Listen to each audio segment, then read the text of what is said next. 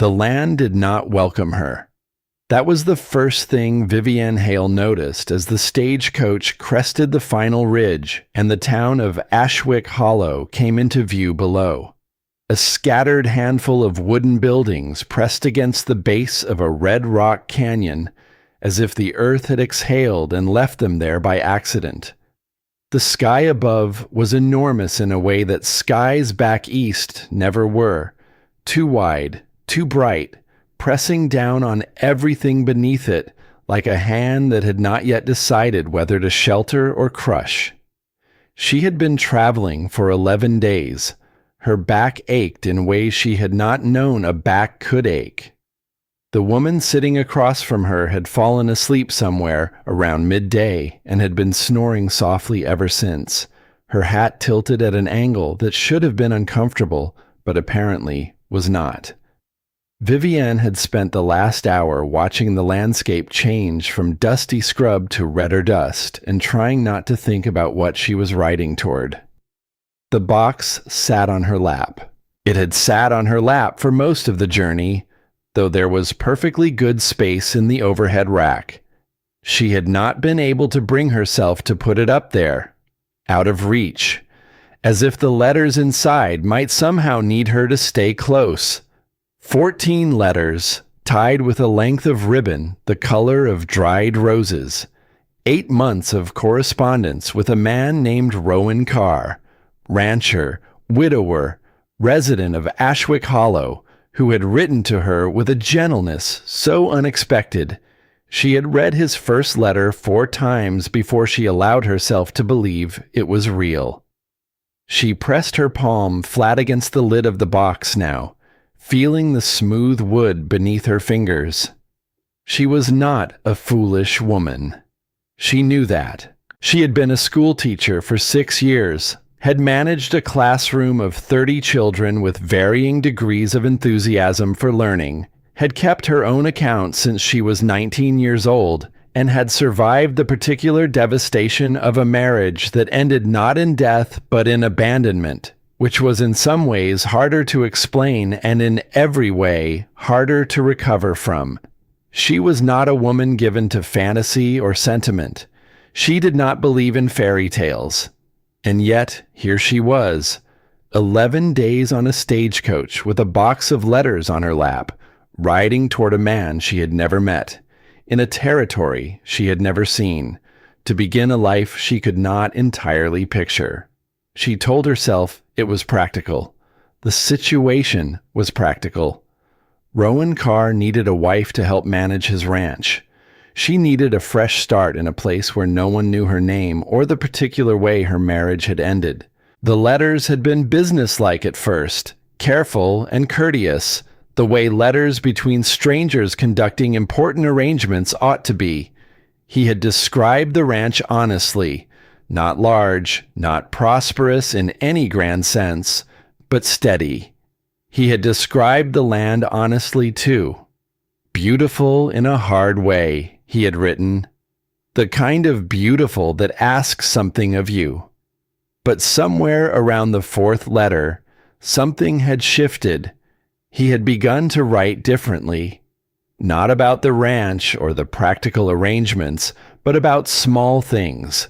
The way the canyon turned gold at sunset, the particular stubbornness of one of his horses, a memory of his mother's voice that had come to him unexpectedly one morning while he was mending fence. He wrote with a kind of quiet wonder that surprised her, as if he was discovering things about himself in the act of writing them down, and was not quite sure what to make of what he found. She had written back in kind.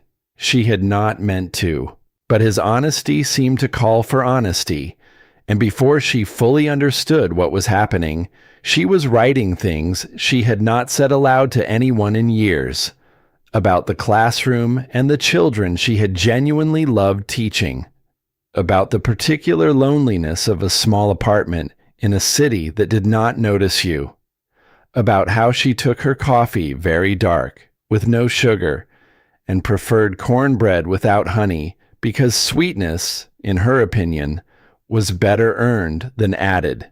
He had written back 3 days later, "I have never thought about cornbread that way before. Now I don't think I'll be able to think about it any other way." She had laughed alone in her apartment at a letter from a man she had never met, and something in her chest, something that had been very carefully closed for 2 years, had opened just slightly, not all the way, just enough to let in a little light. The stagecoach lurched as it descended toward town, and the box slid sideways on her lap. She caught it with both hands. Ashwick Hollow was quiet in the late afternoon. A few horses at the hitching rail outside what appeared to be a general store. A woman in a dark dress crossing the far end of the street without looking up. Dust moving in small spirals near the entrance to an alley. Animated by a wind Vivian could not yet feel from inside the coach. She scanned the small crowd that had gathered to watch the stage arrive. A man with a crate of something waiting to be loaded. 2 older gentlemen who appeared to have nothing better to do than observe. A young boy sitting on a barrel, legs swinging, eating something from his pocket. And then a man standing slightly apart from the rest, near the corner of the building that served as the stage office.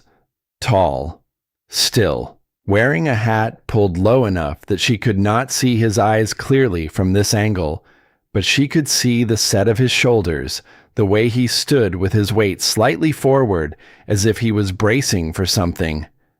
She thought, "That must be him." The coach stopped.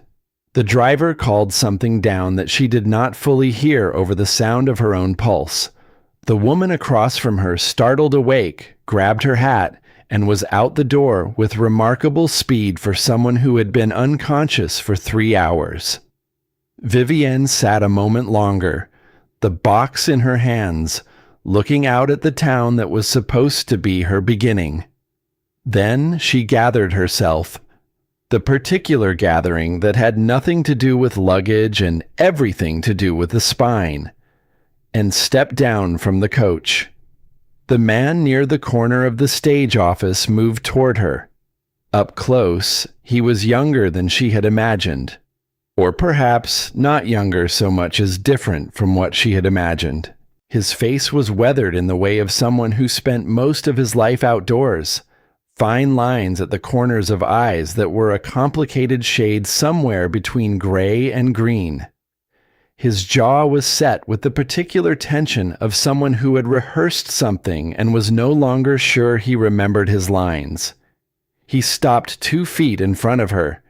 She opened her mouth to say something. His name, perhaps, or simply hello. Some ordinary word to begin the ordinary, extraordinary business of meeting a person who might become your life. He spoke first. Rowan couldn't come. 3 words, flat and careful, as if he had selected them with considerable effort, and was not entirely satisfied with the result. Vivian waited. The sounds of the street continued around them. The horse at the rail shifting its weight. The boy on the barrel saying something to a friend she hadn't noticed before. The low murmur of the 2 older men conducting their ongoing assessment of nothing in particular.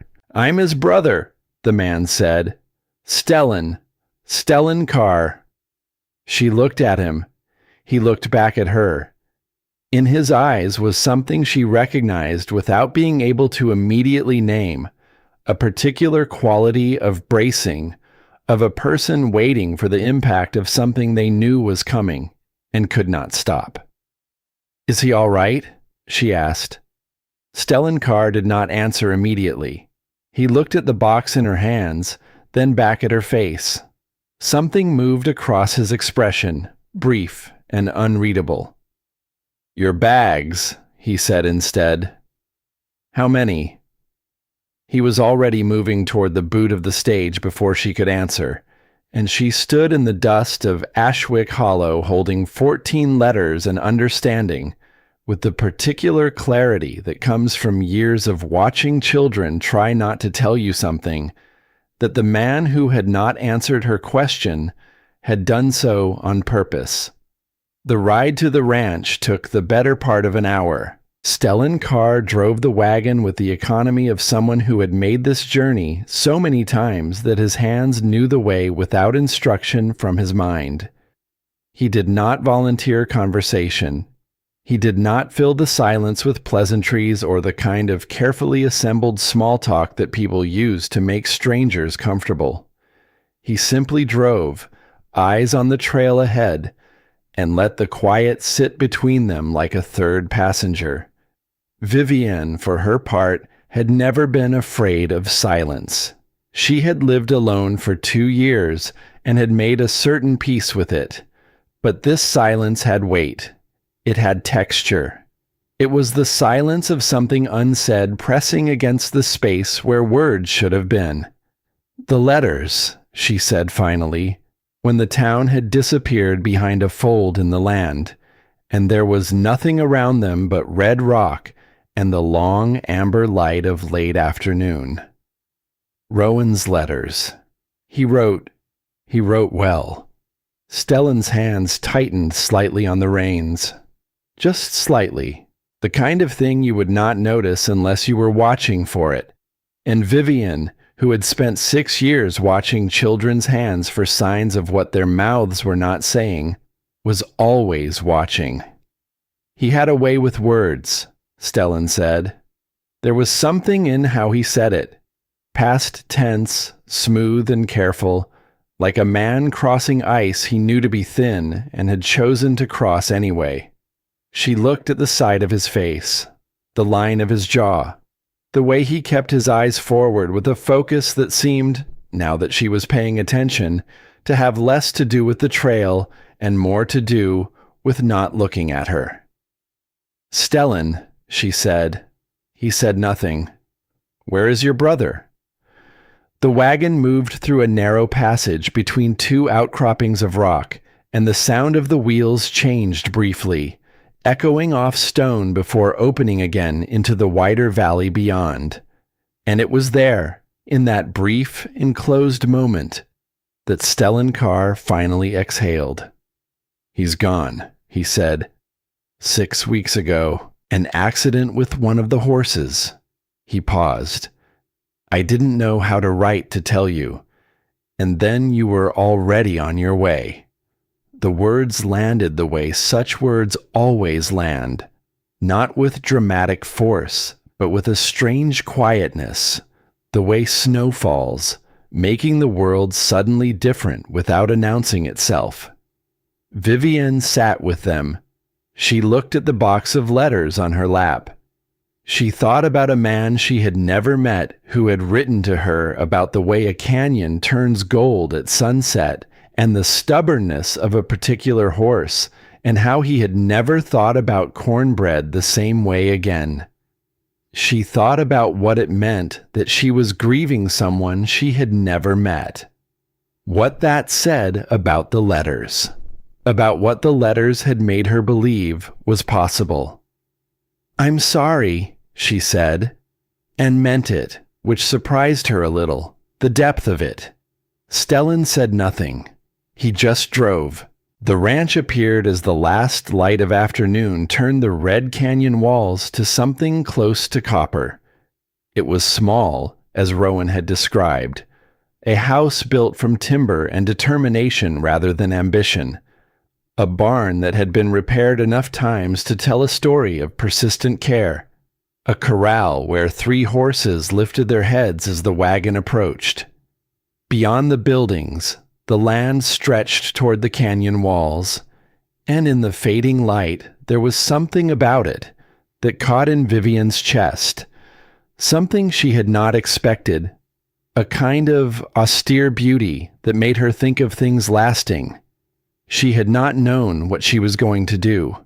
She still did not know. The sensible thing, the obvious thing, was to turn around. To ask Stellan Carr to drive her back to town in the morning, to arrange passage back east, to reconsider this entire enterprise with the clear eyes of someone who had not yet made the mistake of arriving. But she had already arrived, and the pragmatic part of her mind, the part that had kept her functional and forward-moving through difficulties that had felt unsurvivable at the time, was already noting that she had no money for return passage.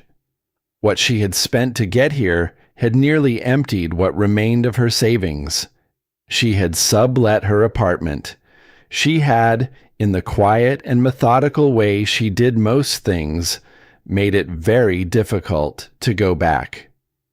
Stellan unhitched the horses and led them to water without looking at her, as if giving her privacy for whatever she was deciding. She stood beside the wagon with the box under her arm and looked at the ranch and the canyon and the enormous sky going dark above it all. She would stay one night. She would make no decisions tonight. The house was simple inside. A main room with a stone hearth, a wooden table with 4 chairs, a kitchen area along one wall, everything clean and spare, the kind of space kept by someone who did not accumulate things, who understood that clutter required a certain relationship with the future that he apparently did not maintain. There were no photographs on the walls. There was one window on the east side that she suspected let in good morning light. Stellan showed her to the room at the back of the house. It was small, with a narrow bed covered in a quilt that had been washed enough times to reach that particular softness that only old things achieve. There was a washstand with a basin, a small window that looked out toward the barn, a hook on the back of the door for her coat. "It was Rowan's room," Stellan said from the doorway. "I moved my things to the barn loft when I heard you were coming. It's warmer than it sounds." She looked at the room. She looked at the quilt. "You didn't need to do that." "It's your room," he said. "You came a long way." He left her then, pulling the door closed behind him with the careful courtesy of someone who understood the difference between privacy and loneliness and was trying to give her the first without contributing to the second. Vivienne set the box of letters on the washstand. She poured water from the pitcher into the basin and washed the 11 days of travel from her face and hands. She sat on the edge of the bed and looked at the room in the last gray light coming through the small window. She did not cry. She had not cried in a long time, not because she was hard, but because she had learned that tears required a kind of energy she preferred to spend on forward motion. But she sat with a feeling that was trying to become tears and let it be what it was. Grief for something she had almost had. Hope that had arrived just slightly too late. The specific ache of a door that had seemed to be opening and had turned out to lead somewhere unexpected. After a while, she reached for the box. She thought she would take out the letters, read through them again, maybe, look for something she had missed, something that would help her understand what she was supposed to do next. Her fingers found something else instead. There was a letter she had not put there. She was certain of it. She knew the contents of that box the way she knew the layout of her classroom, by a kind of detailed familiarity that was more body than mind. She had packed those letters herself, and she knew exactly what was in that box. And this was not something she had packed. It had been slipped beneath the ribbon, folded once. The paper was different from Rowan's letters. Rougher, slightly thicker, the kind purchased from a general store rather than a stationer. And the handwriting was nothing like the neat, careful script of the 14 letters she knew so well. This handwriting was labored, heavy in some places, uncertain in others. The letters formed with the effortful concentration of someone who had not written much and was working hard at it.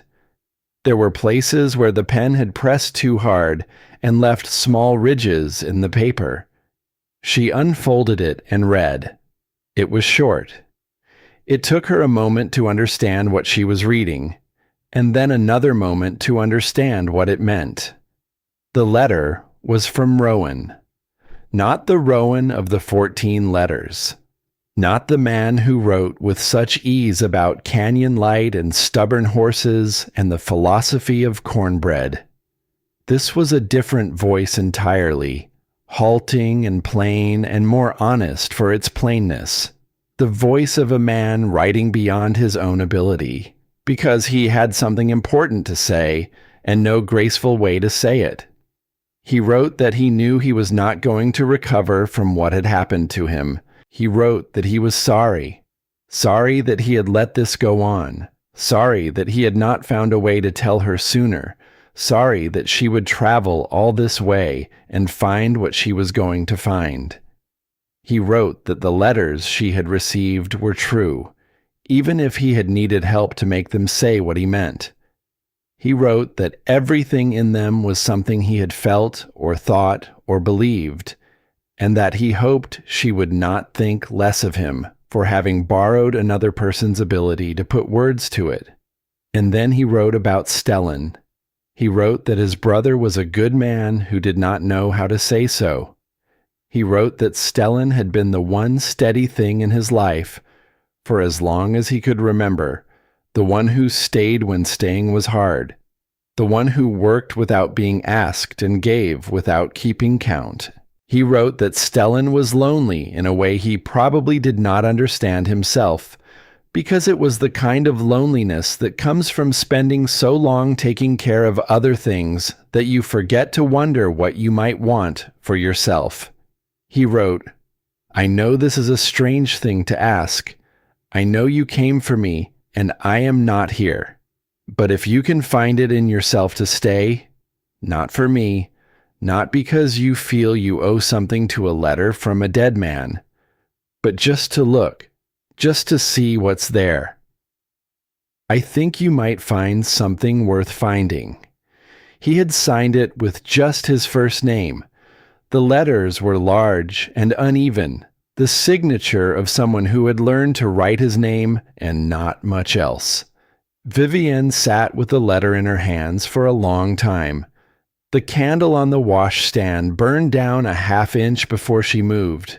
She looked at the box of 14 letters. She thought about the man who had written them, the man who was not the man who had felt them, the man who had sat at some table in this house and translated one brother's heart into words with such care that she had believed, genuinely believed, that she was falling in love with a voice.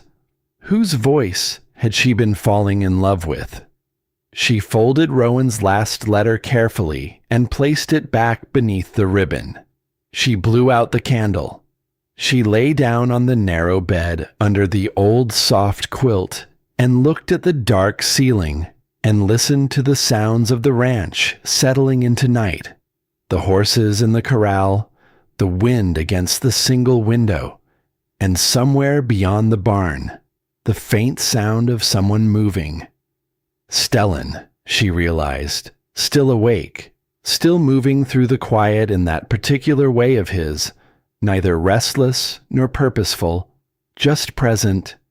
She thought about what Rowan had written. She thought about the 14 letters and the voice inside them, and the question she had not quite let herself form until now.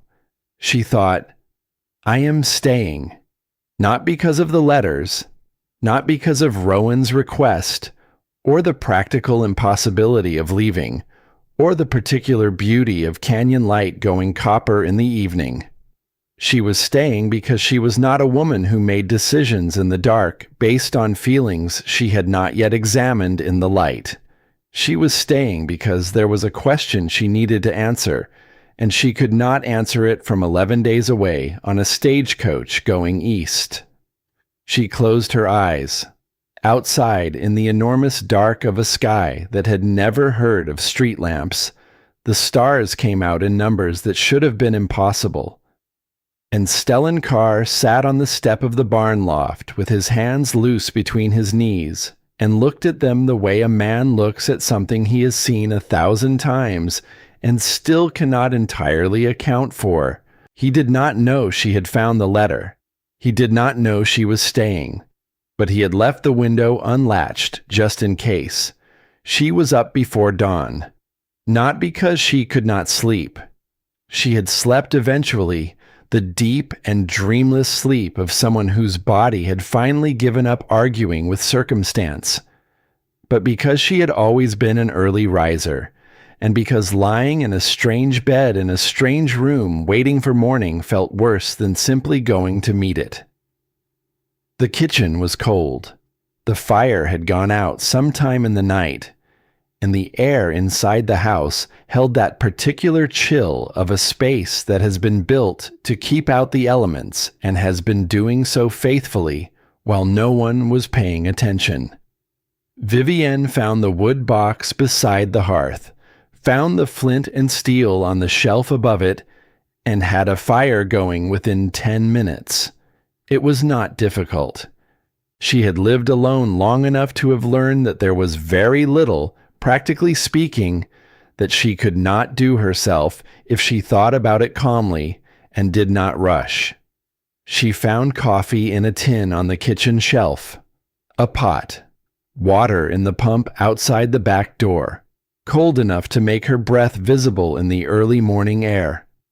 She stood at the pump for a moment and looked out at the canyon walls going from black to deep purple to a color that did not quite have a name, and she thought, well, here you are.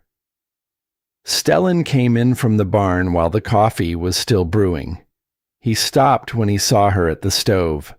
Not stopped walking so much as stopped in a subtler way, the way a person stops when they encounter something they had calculated a probability for and find the probability has arrived. "You're up," he said. "I'm up," she agreed. He hung his hat on the hook near the door and moved to the basin to wash his hands. His movements in this kitchen had the ease of long habit. He knew where everything was without looking, reached for the soap without searching, turned off the pump with the automatic efficiency of a man who had done it 10,000 times. This was his kitchen in a way the room she had slept in was not yet her room, and she was aware of the asymmetry of being a guest in a space that was also somehow supposed to be hers. She poured 2 cups of coffee, set one on the table. He looked at it when he sat down, then at her, and there was something in his expression she could not immediately read. Not surprise exactly, more like a careful reassessment of something he had thought he understood. "I'd like to stay," Vivienne said, "for a while, if that's agreeable." She did not explain further. She had decided, in the clear logic of early morning, that she would not explain further. Not yet. Not until she understood more. She watched his face for the reaction. He wrapped both hands around the coffee cup, looked at it. "The ranch needs work," he said finally. "More than I can do alone." "I know," she said. Rowan's letters were honest about that. Something moved across his face at the mention of the letters. Brief, complicated, gone before she could name it. "I can pay you," he said. "Not much, but something." "That's not necessary." "It is," he said, with a quiet firmness that told her this was not a point he was going to negotiate. "You came a long way. You're not going to work for nothing." She looked at him. He looked at the coffee. "All right," she said. They drank in silence, and outside the canyon walls went from nameless color to gold, and the horses in the corral began their morning conversation with each other, and the day started the way days do, without ceremony, without announcement, as if it had always been coming and had simply decided now was the time to arrive. He gave her the accounts ledger that same morning.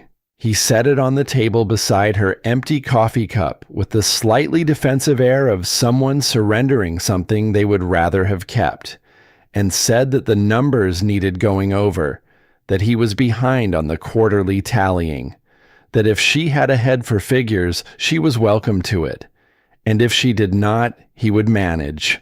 She had a head for figures. 6 years of running a classroom budget on an allocation designed for half the children she actually had, and 2 years of managing her own survival on a salary that probably should not have been survivable. She had a very good head for figures. She did not tell him this. She just pulled the ledger toward her and opened it. He went back outside. She spent the rest of the morning at the table with the ledger and the coffee that had gone cold and a stub of pencil she found in the drawer beside the hearth, and she went through the accounts the way she went through everything, methodically, without rushing, starting from the beginning and moving forward. The ranch's own numbers were straightforward enough. Income from cattle sales, logged carefully in Stellan's handwriting, which was smaller and more deliberate than she had expected, the handwriting of someone who had not written often in their life and treated each letter as something worth doing correctly. Expenses for feed, for repairs, for the occasional hired hand during peak seasons. The balance was thin but honest. This was a place that survived on exactness, where every penny had a purpose and nothing was wasted. But then there were the debt payments, the amounts recorded for Burl Hatch. She went through them 3 times. Then she went through them a 4th time, starting from the earliest entry and moving forward with the pencil doing small calculations in the margin. The amounts were not consistent, not in the way that variable interest might account for, not in any pattern she could identify as deliberate policy. They varied in a way that seemed almost random, but produced, when she added them together over the span of months, a total that was substantially higher than what a straightforward calculation from the original loan amount would have generated. She did not know the terms of the original loan. The ledger did not include them. Only the payments, noted in dates and amounts in Stellan's careful hand. She closed the ledger. She sat for a moment with her hands flat on the cover. She was not going to say anything yet. She was not going to walk outside and make an accusation she could not substantiate. She was going to find the original agreement, compare the terms, and make sure she understood what she was looking at before she said a word to anyone. She had learned the hard way that being right and being able to prove you were right were 2 entirely different things. She opened the ledger again and began to copy the payment figures onto a separate piece of paper, neat columns with dates, working in the methodical silence she had always found more comfortable than noise. The days settled into a rhythm that surprised her by feeling, if not natural, then at least possible. She cooked in the mornings and evenings, competently rather than elaborately. The kind of cooking that was about sustenance and care rather than performance, food that was hot and filling and made from whatever the ranch's stores offered. Stellan ate without comment, which she initially took for indifference, and later understood was the highest form of appreciation available to a man who had apparently been feeding himself on whatever required the least attention for several years. She tended the kitchen garden, which had been neglected and was not beyond saving. She mended what needed mending, organized what had fallen into disorder, did the 100 small tasks that a house requires, and that someone had apparently been ignoring for the duration of Rowan's illness and its aftermath. She did these things not to prove anything or to claim any territory, but because they needed doing and she was there, and capable of doing them. And she watched. That was perhaps the most honest description of those first days. She was watching in the careful, unobtrusive way she had developed in classrooms, learning the shape of a place and the person in it by paying attention to what he did when he thought no one was observing. Stellan rose before dawn every day without exception. He worked with a consistency that had nothing performative about it. He did not work hard to be seen working hard. He simply worked steadily and without complaint from the first light until the last. He had a particular way with the horses, quieter than any horseman she had seen. His hands and voice both kept low and even, so that the animals moved with him rather than around him.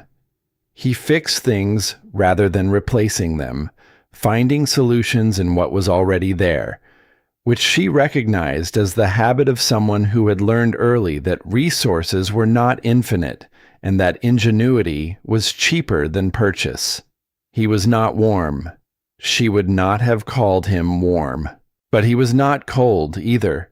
He was something more specific than either word, a man who had organized his interior life around usefulness rather than expression, who showed what he felt through what he did rather than what he said, and who had possibly been doing this for so long that he had half forgotten there was another way. She noticed when he left coffee for her in the mornings before she was up. She noticed when he shifted the water pump handle to the easier angle without mentioning he had done it. She noticed one evening when the wind came up cold from the canyon that her coat appeared on the hook by the back door where it had not been when she went to bed, moved from the front room where she had left it so she would not have to cross the cold house in the morning to find it. She said nothing about any of these things. She simply noted them, turned them over in her mind during the quiet hours, added them to what she was learning. The evening she heard him read the letter was a quiet one, the kind that settles over a working ranch when the last chores are done, and the animals are still, and the dark comes in from the canyon in slow waves. She had gone to bed early with a headache that had been building since midday, and she lay in the narrow room with the quilt pulled up and listened to the house settle around her.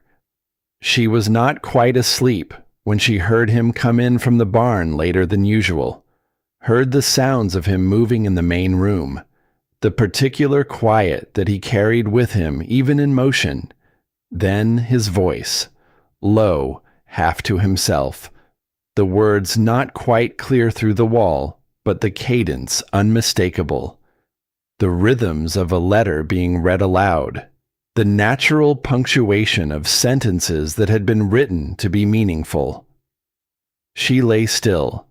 She did not intend to listen, but the wall between the room and the main space was not thick, and his voice, when it broke in one specific place, carried clearly enough. It was a single moment, a single sentence in whatever letter he was reading, where his voice simply stopped being controlled, where it became, for just that one sentence, the voice of a person rather than the careful presentation of one. A sound she recognized, had heard before in the back rows of classrooms, the particular break that happens when someone is holding too much and one word gets past the defenses. He caught it immediately, pulled the voice back, continued reading. But she had heard it, and she lay in the dark with the quilt pulled up and thought about a man who spent his evenings reading aloud letters that he had written, letters that had been sent under another name to a woman who had believed they came from another person entirely. She thought about what it meant to pour yourself into words that would never carry your name. She thought about his voice breaking on a single sentence in a letter he had constructed with his own hands and given away without ever having claimed. She did not sleep for a long time after that. She found the original loan agreement on a morning while Stellan was out checking fence line in the far pasture. She had been looking, carefully, without obviously looking, since she first reviewed the ledger, going through the papers in the house with the methodical patience of someone accustomed to finding what they needed by not giving up. It was in a flat tin box under a loose board beside the hearth. The kind of hiding place that was not sophisticated but was effective precisely because it required knowing where to look. She spread the document on the table and read it twice. Then she sat with the ledger open beside it and compared. The loan terms were clear. The interest rate was stated plainly. The schedule of repayment was laid out in unambiguous language, and the payments Stellan had been faithfully recording in the ledger did not match the schedule. They were higher, not dramatically, not in any single month by an amount that would have seemed alarming on its own, but consistently higher, accumulating month over month into a discrepancy that was, when she calculated it, substantial. She sat with this information for a long time. She was not a lawyer. She did not know the precise legal language of such things, or what remedies might exist. But she had been a teacher, which meant she had spent 6 years making certain that what was on paper matched what was actually happening, and she understood clearly enough what it meant when it did not. She was still sitting there when she heard the wagon coming back. She put the loan agreement back in the tin, and the tin back under the board, and the ledger back on the shelf where it lived. She went to the kitchen and started water heating for the midday meal. She needed to think, she needed to be sure, and she needed to decide, before she said anything to Stellan, whether she was sure enough to say it. He came in and washed his hands and sat at the table, and she put food in front of him, and she said nothing. She watched his hands around the cup and thought about what she had read and the small, deliberate inconsistencies that added up to something she did not have a name for yet but recognized by its shape. She was going to need more information. She was going to need to understand more about Burl Hatch and the nature of the arrangement before she opened her mouth. She had been wrong before, had spoken before she was certain, and she knew what it cost to be wrong about something that mattered. She sat across from him and ate and said nothing, and the silence between them had a texture now that it had not had at the beginning, not comfortable exactly, but no longer requiring explanation. Something had shifted in it, the silence of two people who were both, in their separate ways, turning something over. But she was watching, and she was counting, and the numbers were not adding up. 3 days later, Burl Hatch came to the ranch. She had not met him yet. She had heard the name. Stellan had mentioned it once, briefly, in the context of the loan, the flatness of his voice when he said it, telling her more than the words themselves. She had been building a picture of the man from the numbers in the ledger, the way she had sometimes built pictures of students' home lives from the quality of their attention, and the picture was not a comfortable one. He arrived in the early afternoon in a wagon that was newer than Stellan's, and driven with the ease of a man accustomed to arriving places and expecting to be accommodated. He was older than she had imagined, late 50s perhaps, with a heaviness about him that was not quite fat, more the density of a man who had always occupied whatever space he was in, as if it belonged to him. His face was pleasant enough in the way of someone who had learned that pleasantness was efficient. He tipped his hat to Vivian when Stellan introduced them, called her ma'am with the practiced courtesy of someone who respected the forms of things, if not always their substance. He accepted the coffee she offered and sat at the table and talked to Stellan about the ranch with the particular ease of a man reviewing an investment.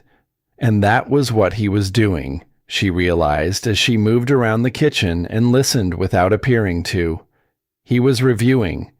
His eyes went to the repaired fence post visible through the window, to the organized kitchen, to the evidence of a functioning household that had not been evident the last time he had presumably visited. He was assessing.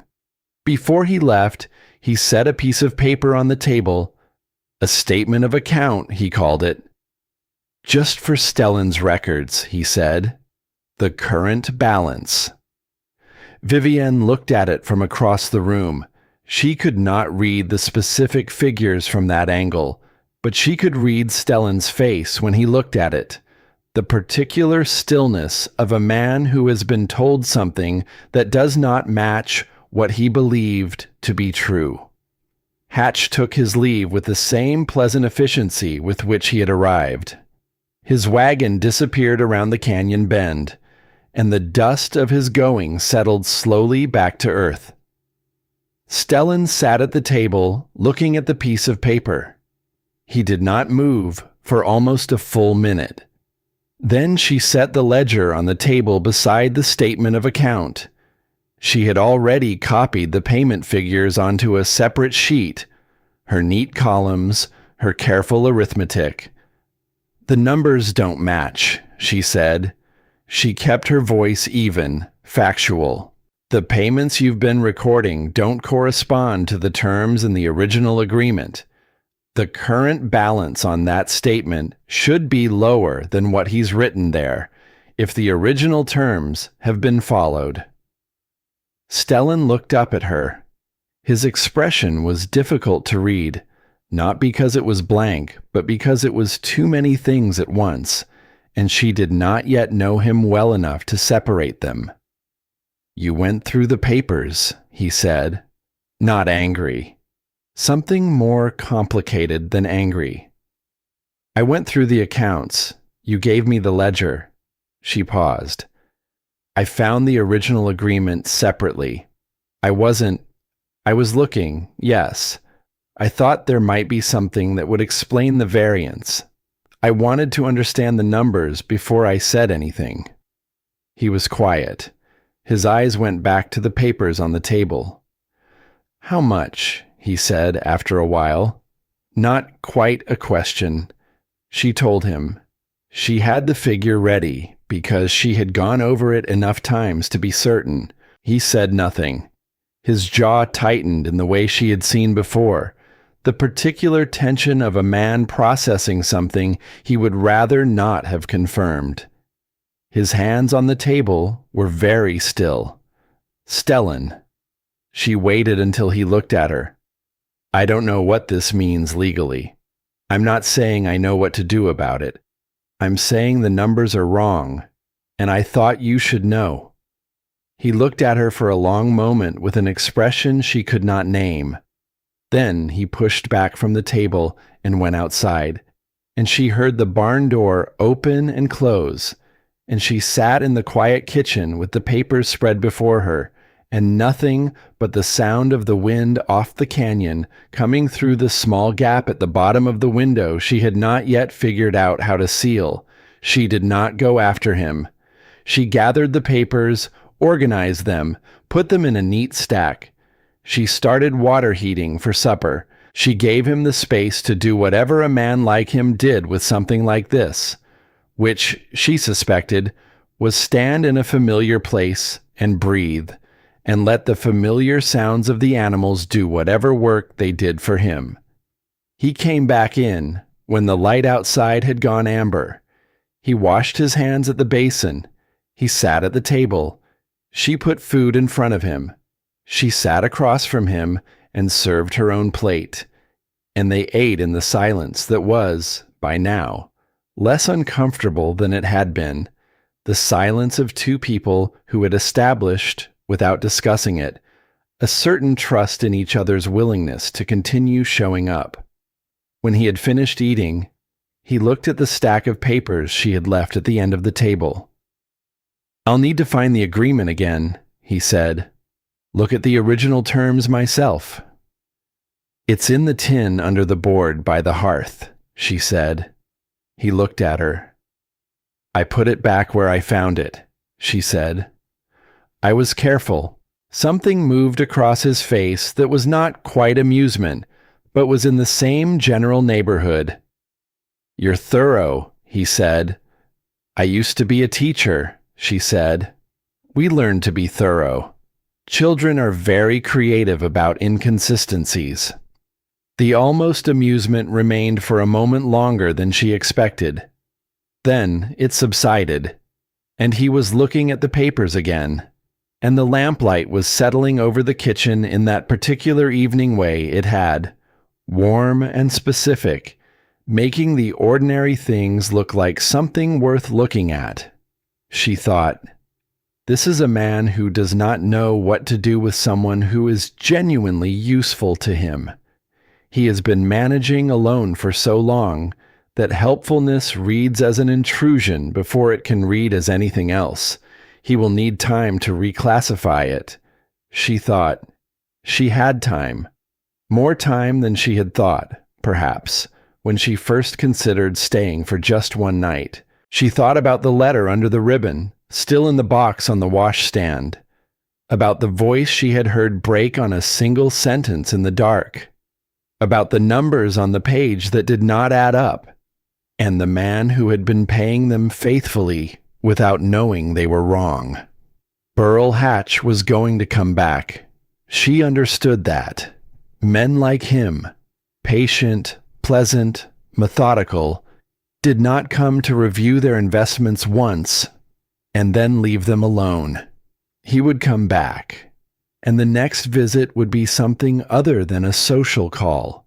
She would be ready. She was not sure for what exactly, not yet, but she would be ready. She cleared the table. She washed the dishes. She put the kitchen back in order and banked the fire for the night and hung her apron on the hook by the door. Stellan was still at the table when she said good night. He had the ledger open and the tin on the table beside it, working through the same arithmetic she had done, slowly and carefully, with the same stub of pencil. He glanced up. "Good night," he said. And then, after a pause that had something deliberate in it, something chosen, "Thank you." She nodded. She went to her room. She did not look at the box of letters. She lay in the dark and listened to the sounds of him working in the other room, the turning of pages, the occasional scratch of the pencil, and outside the wind and the horses and the enormous patient darkness of a place that was beginning, very slowly and against her better judgment, to feel like somewhere she might belong.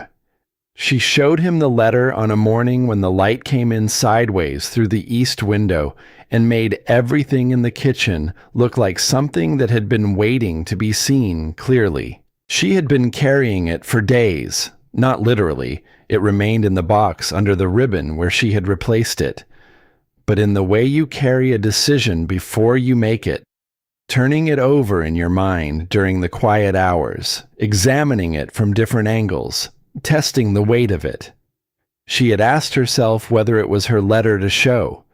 She had asked herself what purpose it served, and what cost it carried, and whether Stellan Carr was ready to receive it. She did not know the answer to the last question. She was not sure it was possible to be ready for something like that. But she had watched him going through the ledger numbers every evening with increasing grimness, watched the particular quality of his silence change as the arithmetic confirmed again and again what she had already found. And she thought, he is carrying something too. He has been carrying it since before she arrived. And there is only so long a person can carry the weight of someone else's absence before it starts to change the shape of them. She took the letter from the box. She brought it to the table and set it in front of him, without preamble, without explanation, just the folded paper placed beside his coffee cup while he was looking at the window. He looked at it, then at her. "Rowan left it," she said. "I found it the first night. Under the mattress, I think. It might have fallen, or he put it there knowing it would be found eventually." She paused. "I should have shown you sooner. I'm sorry I didn't." He picked it up the way you pick up something you are not sure will hold. Carefully, with both hands. He unfolded it. She watched his face while he read, not intrusively, not cataloging every shift of expression, just present, the way you are present with someone doing something that costs them something. He read slowly. She had expected that. The letter was not easy reading, the handwriting labored and the phrasing plain in the way of someone who had never learned the decorative uses of language. But she thought his slowness was not only about the difficulty of the words. It was about the weight of hearing a voice that was gone, the strange temporality of a letter from someone no longer living, which existed in a kind of permanent present tense that the living could not inhabit. When he finished, he folded it again, slowly, precisely, along the same creases. He set it on the table between them. His shoulders moved once, just once. She did not say anything. She had learned in 6 years of classrooms and 2 years of solitude, and however many days it had now been in this kitchen with this man, that there were moments when silence was not the absence of comfort, but the presence of it, when the most useful thing another person could do was simply remain, without filling the space with words that would only get in the way. After a while, he said, without looking up, "When did you know that I had written them?" "The first night," she said, "when you told me Rowan had a way with words, past tense and the way you said it." She paused. "And then I was sure, later, when I heard you reading one of the letters, your voice." He was quiet for a moment. "You heard that?" "Yes." Another silence. Then, "I'm sorry. You came here thinking—" "I know what I came here thinking," she said. "And I know what I found instead. Those are different things, and I've had time to decide what I think about the difference." She looked at her hands around the coffee cup. The letters were true. I believed them when I read them, and I believe them now. Whatever else they were, whoever wrote them, they were true. He looked up at her then. The morning light from the east window was doing what it did at this hour, making everything look like it had been waiting to be seen clearly. And in that light, his face was more open than she had seen it. The careful arrangement he usually maintained shifted slightly out of place, as if the letter had moved something that he did not immediately know how to put back. "I wrote what Rowan felt," he said. "What he told me he felt. But He stopped. She waited. "It didn't always come out exactly the way he said it," he said. "He would tell me something, and I would try to find the words for it. And sometimes the words were his, and sometimes they were, I don't know, the closest I could get to what he meant." She nodded slowly. She had thought about this. She had thought about it quite a lot during the quiet hours, turning it over the way you turn over something that has more surfaces than it first appears to. "He asked me to give you a chance," she said. "In the letter. I know what he asked. I know you know.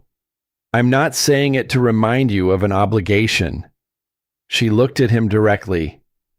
"I'm staying because I have questions I can't answer from anywhere else. That's all. Whatever those answers turn out to be, that's separate." He held her gaze for a moment with that complicated expression she was slowly learning to read, the expression that meant he was processing something he was not yet ready to put into words. Then he looked out the window, and she looked at her coffee, and the morning moved forward around them the way mornings did, without asking anyone's permission. They left for the far range of the hills 2 days later, to see a woman named Marin Osley. Stellan had explained it the evening before, briefly and without much elaboration. Marin was an older woman who had lived in the territory longer than almost anyone else still living, who had known both Carr brothers since they were boys, who had in fact been the one to teach Rowan to write his name when the local schoolhouse had turned him away for arriving too late in the season. She was the only person Stellan knew who had witnessed Rowan sign his name on official documents enough times to speak to what that signature actually looked like. They needed that, he said. If Hatch's new statement of account had a signature on it, and it did, a signature purporting to be Rowan's authorizing the amended terms, then they needed someone who could say, with the authority of long acquaintance, whether that signature was genuine. The journey took most of a day. The trail went up through the canyon and over a long ridge and down the other side into a valley that was narrower and more sheltered than the one Ashwick Hollow sat in, the kind of place that felt like it had been deliberately hidden from the wider world. Marin's house was small and set into the hill slightly, as if it had grown there rather than been built, surrounded by the kind of garden that spoke of decades of patient cultivation.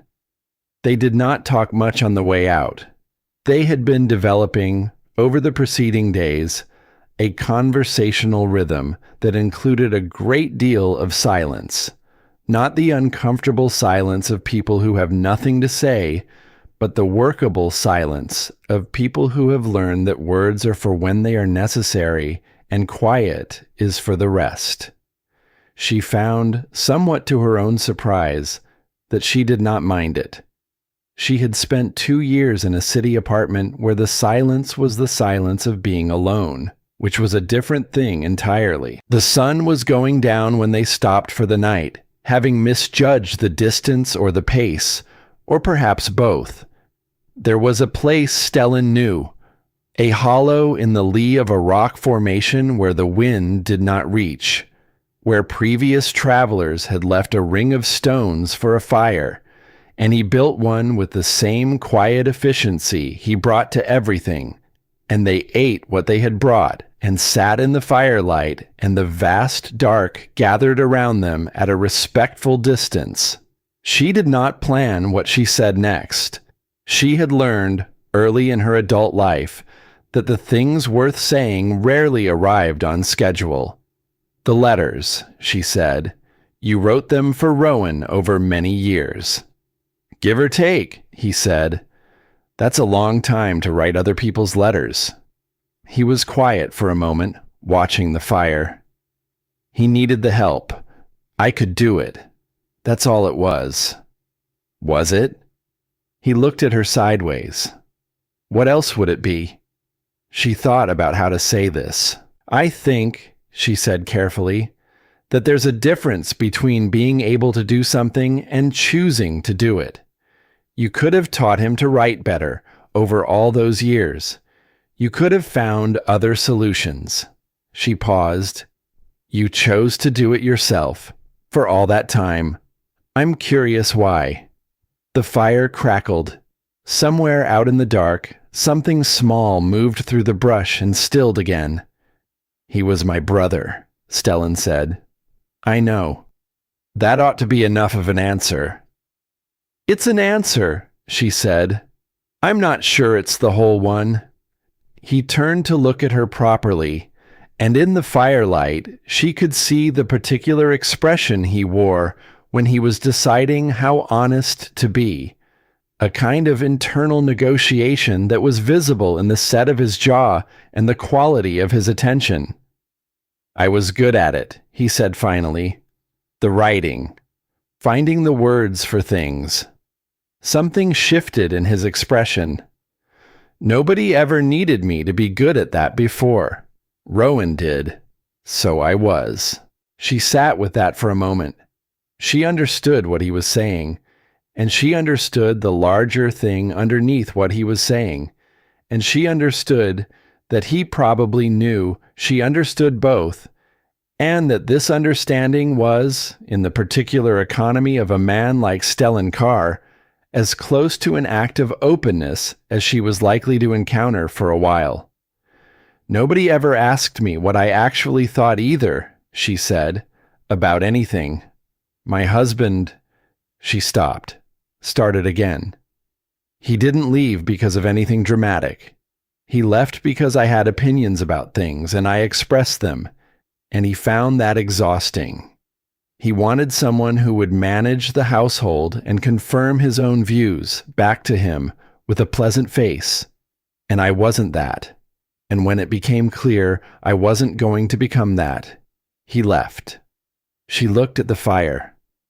I told everyone he died. It was easier than explaining, and I was ashamed, which I know I shouldn't have been, but I was. She had not planned to say that either, but there it was, out in the open air of the night, smaller than it had seemed inside her head, as things usually were once they were said. Stellan did not say anything immediately. He looked at the fire for a while. Then, "A man who leaves a woman for having opinions isn't worth the shame you've been carrying on his behalf." It was simply said, without particular emphasis or the self-conscious weight of someone trying to be kind, just a statement of what seemed, to him, to be obvious. She felt something ease in her chest, something she had not realized was still held tight. "No," she said. "I don't suppose he is." They sat in the firelight for a long time after that, and the dark was very large and very quiet around them, and neither of them spoke. But the silence had changed its quality again, had become the silence of two people who had said real things to each other and were now resting in the aftermath of that, which is one of the more specific and valuable kinds of quiet there is. She was almost asleep when he said, quietly, into the dying fire, "I read your letters back, every one of them." I shaped the words for Rowan's replies, but yes, I read yours. More than once. She did not open her eyes. She was too close to sleep and too aware that if she moved, if she shifted, the moment might change into something that required a response she was not ready to give. So she stayed still and let his words settle around her like the warmth of the fire, and eventually sleep came, and she let it. Maren Osley was not what Vivienne had expected, though she could not have said precisely what she had expected. The woman was small and very still in the way of people who have made a long peace with their own presence in the world. Her face a map of a life lived mostly outdoors, her eyes a shade of gray that suggested she had spent a great deal of time looking at distances and had developed a corresponding distance in herself. She looked at Vivienne for a long moment when Stellan introduced them, and then she said, "Rowan described you in his letters. He read them to me, you know. I was the one who taught him his letters. And reading aloud was how he practiced, even when he was grown. He'd come by every few weeks and read me what he'd received." She paused. He was proud of them, the letters he sent. He talked about them like they were something he'd made himself. Something in that landed quietly, but with weight. Vivienne glanced at Stellan. His face was still. "They were," he said, "in the ways that mattered." Maren looked at him for a moment with the look of someone who knows more than they are going to say, and then she turned back to Vivienne with a small, precise nod, as if she had settled something internally. She looked at the signature on Hatch's amended document for a long time. She held it close to the light, and then at arm's length, and then close again. She did not speak while she was looking, and neither Stellan nor Vivienne spoke either. The three of them held in the particular suspension of waiting for something that could not be hurried. "That's not Rowan's hand," Maren said at last. She set the paper down on her table with the careful definitiveness of a woman placing a verdict. "I taught that boy to sign his name. I watched him practice it 100 times. He had a particular way with the first letter, a little hook at the top that he never lost, no matter how much he tried to write it plain. This, she indicated the signature on Hatch's document, doesn't have it. Someone studied his signature and made a reasonable attempt, but it isn't his. Vivian exhaled slowly. Beside her, she felt, rather than saw, the change in Stellan, the particular release of a man who has been holding himself braced and has just been given permission to stop.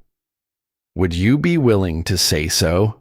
Stellan said, formally, to whoever needs to hear it. "I have been saying things formally since before you were born," Marin said, without particular drama. "Bring me what needs to be signed, and I'll sign it. Bring me whoever needs to hear it, and I'll say it to their face." She looked at him steadily. "Burl Hatch has been making himself comfortable at other people's expense for long enough. I'll be glad of the opportunity."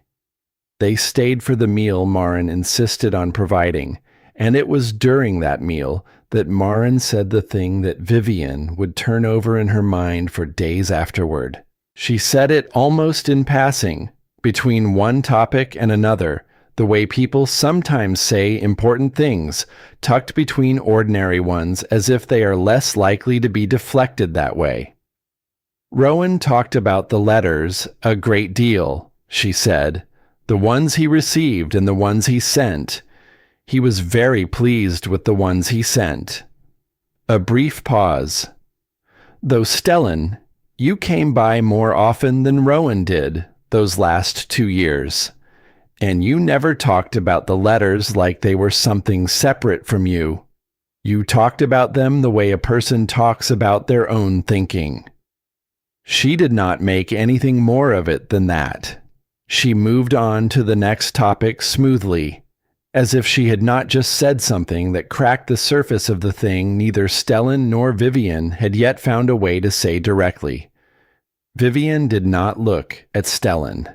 She looked at her plate, but she felt, across the small table in Marin Osley's warm kitchen, the weight of what had just been said, and the particular quality of the silence that came from him in its wake. Not the silence of a man who had not heard, but the silence of a man who had heard more than he knew how to respond to. The ride home was quieter than the ride out, which had itself been quiet. So it was a different kind of quiet. Not the workable silence of people comfortable together, but the more charged quiet of people who are thinking about the same thing from different angles and are not yet ready to arrive at the same place at the same time. It was almost full dark when the canyon walls of Ashwick Hollow came into view, the first lights of the town visible in the distance, the ranch somewhere closer in the dark. He handed her his coat when the temperature dropped, somewhere on the downward slope of the ridge. He did not make anything of it, just took it off and held it out, eyes on the trail ahead, and she took it because it was cold, and because refusing it would have required an explanation she did not have. She pulled it around her shoulders, and it smelled of wood smoke and horses and the particular outdoor scent of a man who spent his life working in open air, and she sat in it and did not say anything, and he drove the horses home in his shirt sleeves without complaint. They were almost at the ranch gate when she saw it. The door to the small storage room off the side of the barn.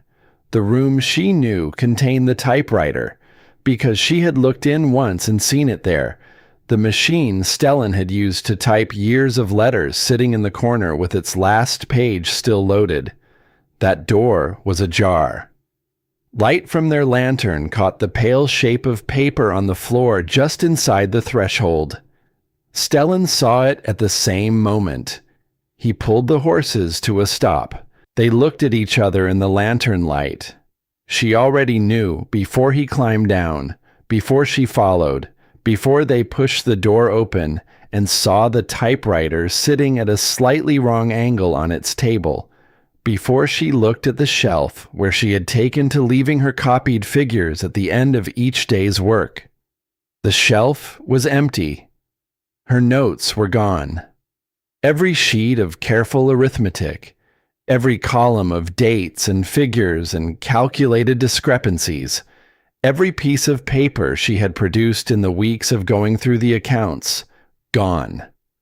The tin box with the original loan agreement was open on the floor, the agreement itself still inside, but the comparative sheets she had made, the ones that showed plainly what the numbers meant when set against each other, those were gone.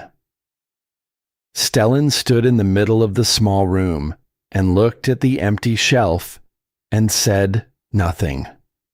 His face in the lantern light was very still in a way she had learned to distinguish from his ordinary stillness. This was the stillness of a man working very hard to remain contained.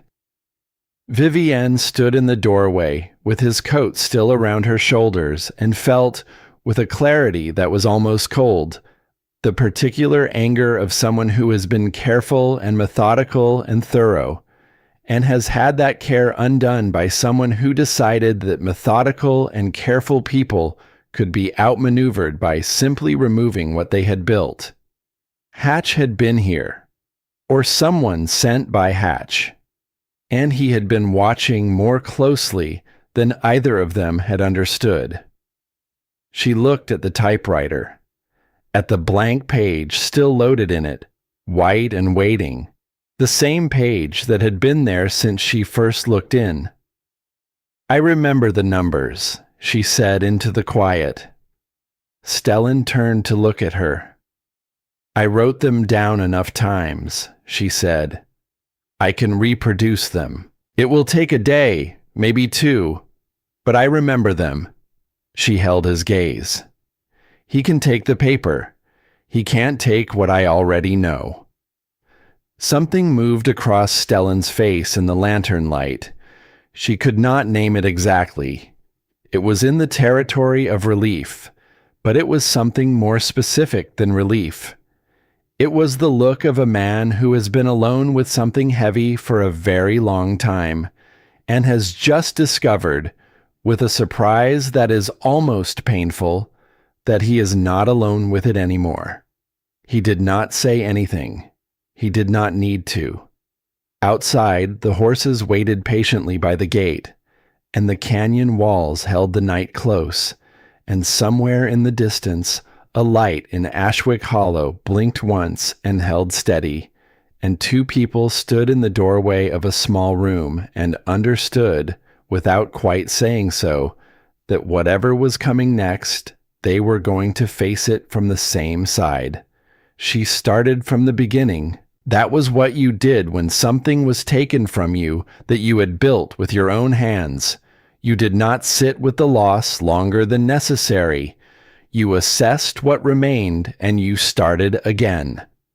Vivienne had learned this not from any particular wisdom, but from the accumulated experience of a life that had required her to rebuild things more than once. And she had found that the starting again was always easier than the anticipating of it. She sat at the kitchen table before dawn with a fresh sheet of paper and began to reconstruct what Hatch's man had taken. The figures were in her memory the way all things were that she had handled enough times, not recalled so much as present, available, the way a familiar route is available to the feet, without requiring the mind to direct them. She wrote in her careful columns dates down the left margin, amounts in the center, calculated variances on the right, and the numbers came back to her with a completeness that would have surprised people who did not understand that memory, like everything else, responds to the quality of attention you give it. Stellan came in from the barn at first light and found her already 3 pages into it. He stood in the doorway for a moment, looking at her bent over the paper in the gray pre-dawn, and said nothing. He made coffee. He set a cup beside her without interrupting the movement of her pen and took his own to the window and looked out at the canyon going from dark to color. And she worked, and he stood, and the morning assembled itself around them with the particular quiet of people who have found a way to occupy the same space without requiring anything of each other they are not prepared to give. By mid-morning, she had reproduced everything. She checked it twice, cross-referencing against the original loan agreement, which remained untouched in the tin by the hearth. Hatch's man had taken the interpretation but left the evidence, which told her something about how much they thought she was capable of. She set the completed sheets in a neat stack. She put the original agreement on top. She looked at what she had built, twice now, and felt the particular satisfaction of a thing done correctly.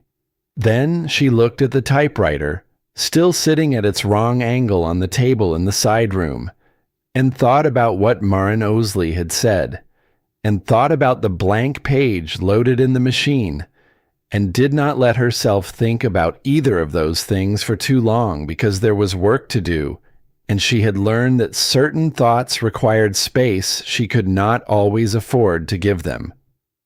Stellan came back inside at noon, and she told him the reconstruction was complete. He sat across from her and went through it, slowly, following her arithmetic, checking the figures she had calculated against his own tallying from memory. He did not find any errors. She had not expected him to. "We need to take this to Marin," he said. "Get her written statement about the signature to go with it. If we have both, the arithmetic showing the discrepancy and her testimony about the forgery, that's something that can't be easily dismissed." "How do we present it?" she said. "To whom?"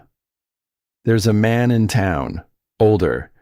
He was a land adjudicator for the territory years back before he retired here. He's not a judge and he's not a lawyer, but he knows the law well enough, and he's not in Hatch's pocket, which matters more right now than credentials." Stellan paused.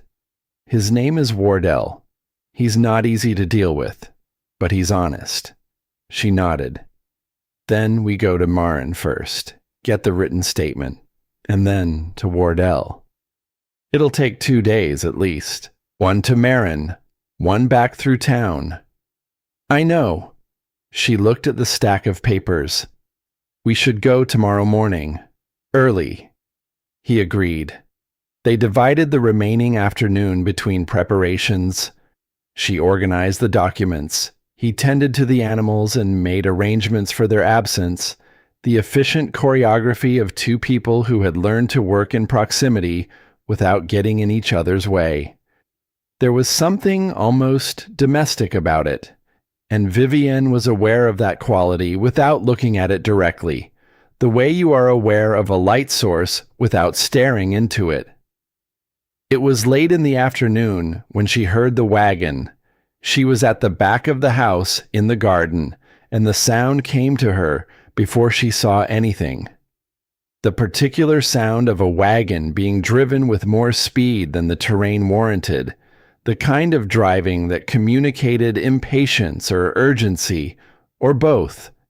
She straightened and looked toward the front of the property. Burl Hatch did not get down from the wagon immediately. He sat up on the seat and surveyed the ranch with the unhurried air of a man who had calculated the situation and found it to his liking. Then he climbed down with the ponderous ease of someone in no hurry at all, because people in no hurry at all are usually the ones with something to be certain of. Stellan came out of the barn. He did not move quickly.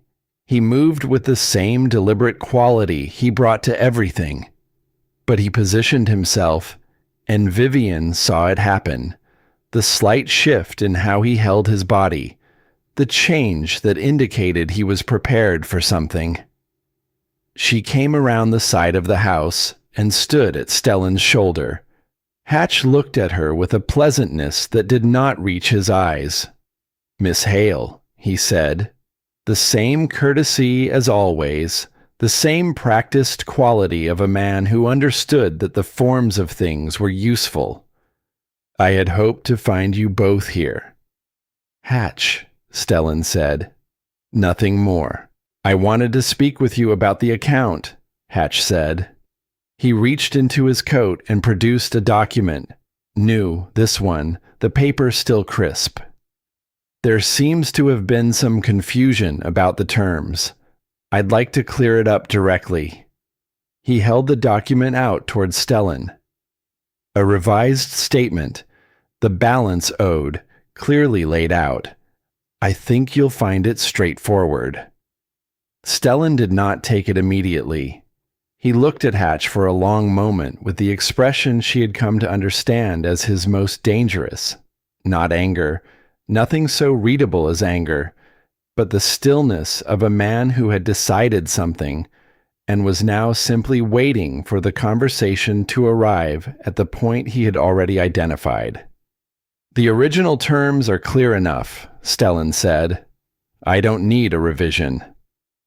The original terms were Rowan's arrangement, Hatch said, still pleasant. With Rowan gone, certain provisions come into effect. Your brother signed an amended agreement before he passed. Perhaps he didn't mention it, things being what they were at the end. But the signature is there, and it changes the timeline of repayment. That signature isn't Rowan's, Vivian said. The pleasantness held. Hatch turned to look at her with the expression of a man encountering a piece of furniture that has unexpectedly spoken. I beg your pardon. The signature on your amended agreement, she said, keeping her voice at the same even pitch she used for complicated explanations in classrooms, the pitch that conveyed that what was being said was simply true and did not require emotional emphasis to make it so.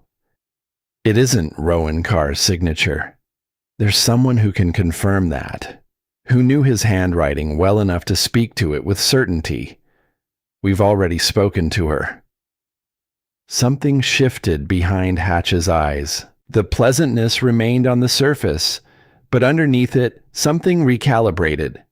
The way water looks the same from above while the current changes direction below.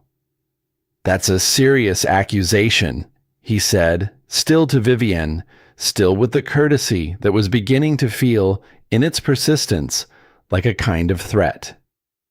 It's an observation, she said. The accusation would be yours to answer, not mine to make.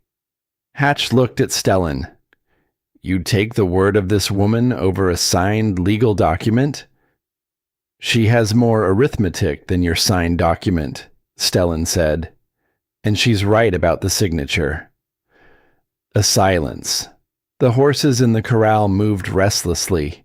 The afternoon light was doing something particular to the canyon walls, turning them a deep copper that made everything feel slightly unreal, slightly heightened, the way the world looks in the last hour before a storm. Hatch put the revised statement back in his coat. I see we're not going to resolve this today, he said. The courtesy was thinner now, still present, but thinner. I'll leave you to think on it, but the timeline stands, and thinking on it won't change that. He looked at Vivienne one more time with the look she had identified now.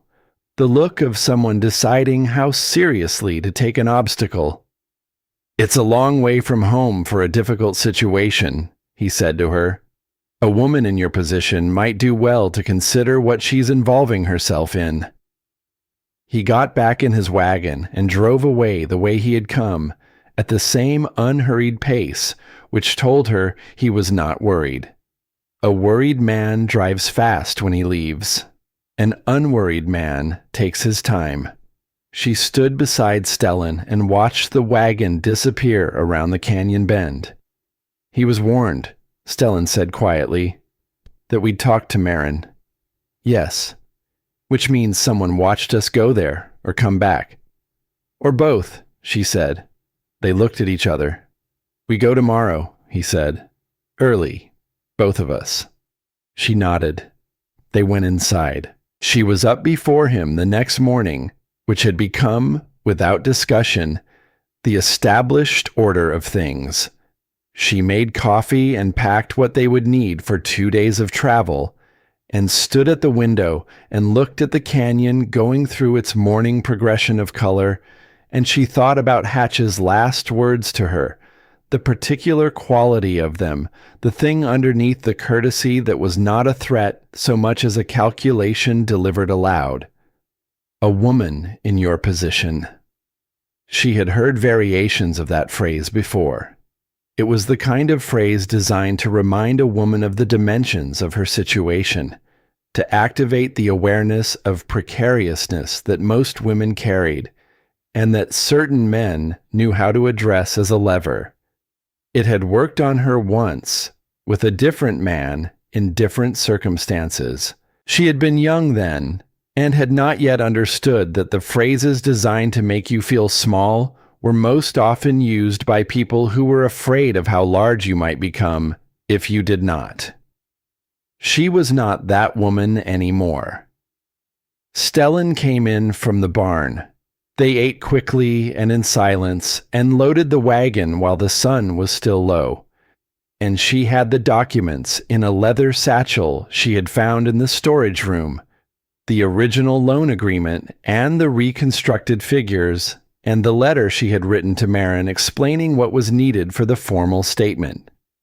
They had been on the trail for perhaps 2 hours, climbing toward the ridge, when the men appeared. There were 2 of them, on horseback, waiting in a narrow section of the trail where the rock walls came close on both sides, and there was no natural way to go around. She did not recognize them. They were not from the town, or not faces she had seen in the town, the kind of men who appear when they are needed and are not seen at other times. Stellan pulled the horses to a stop. She felt the change in him, not tension exactly, something quieter than tension, the particular settling of a man who has been in difficult situations before and knows how to be still inside them. One of the men said they were just passing through.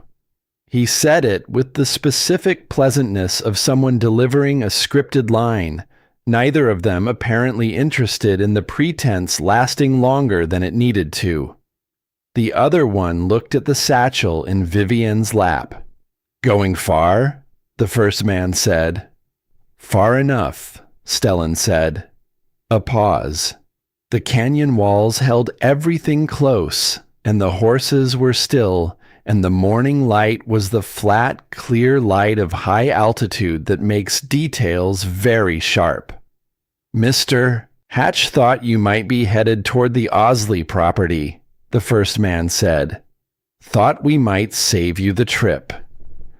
"The trip's no trouble," Stellan said.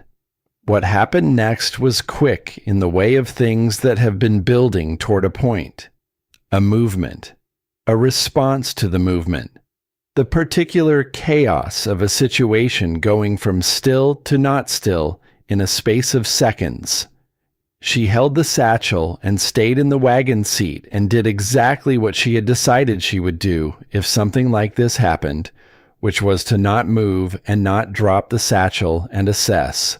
It was not a long confrontation. Stellan was capable in the way that people are capable when capability has been built from real necessity rather than performance. And the 2 men, when it became clear the situation was not unfolding the way they had anticipated, made the calculation that men like them usually make when the calculation goes against them, and retreated up the trail with considerably less composure than they had arrived with.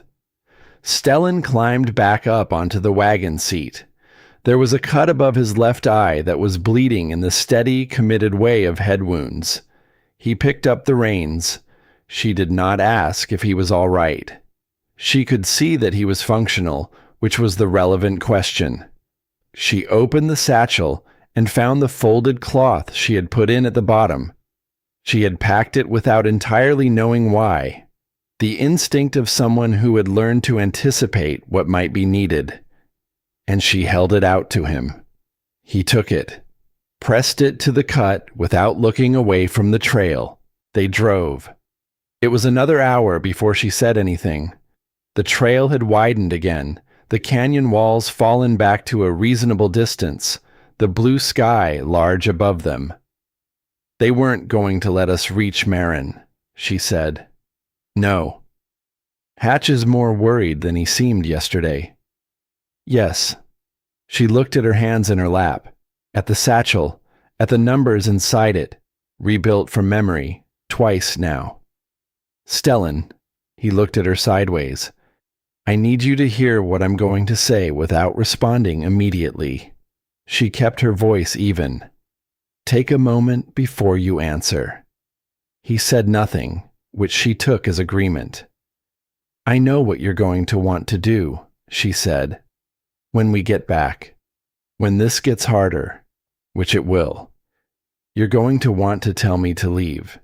To go back east where it's safer. Where I'm not involved in something that isn't mine. She paused.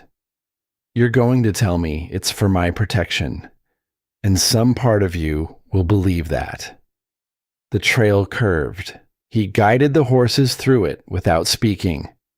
But I want you to know, she said, before you say it, that it would be the same thing my husband said, not in content, but in structure.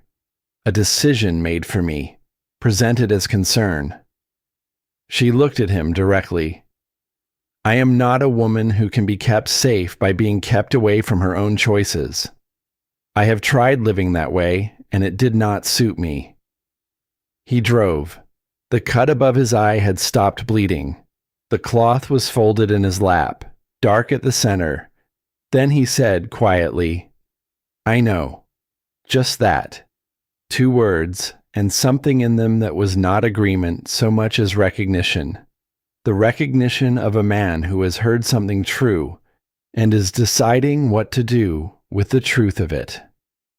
I was going to say it, he admitted. I had the words ready. I know you did. I had them ready because... He stopped, started differently. Rowan didn't listen to me. About the horse. I told him it wasn't safe, and I had the right words for that too. And he didn't listen. And then he was gone. His voice did not break this time, but it changed quality at the edges, became something slightly rougher than his ordinary tone. I know that's not the same thing. I know you're not Rowan, and this isn't the same situation. But the feeling is the same. The feeling of knowing something is dangerous and not being able to make someone... He stopped again. Not being able to make someone choose differently, she said. Yes. She sat with that, with the weight of what he was carrying, which was not only grief, but guilt, and the particular loneliness of guilt, which insists on being carried alone, because it believes it is too heavy to ask anyone else to share. The difference, she said carefully, is that Rowan didn't know the danger. You warned him, and he didn't understand what you were warning him about. She looked at the trail ahead. I know exactly what I'm involved in. I've seen the numbers. I've been in that narrow section of trail. I understand what Hatch is willing to do. She paused. I'm not being reckless. I'm making a choice with full information. That's different. A long silence. You're not going to let me protect you, he said. Not quite a question.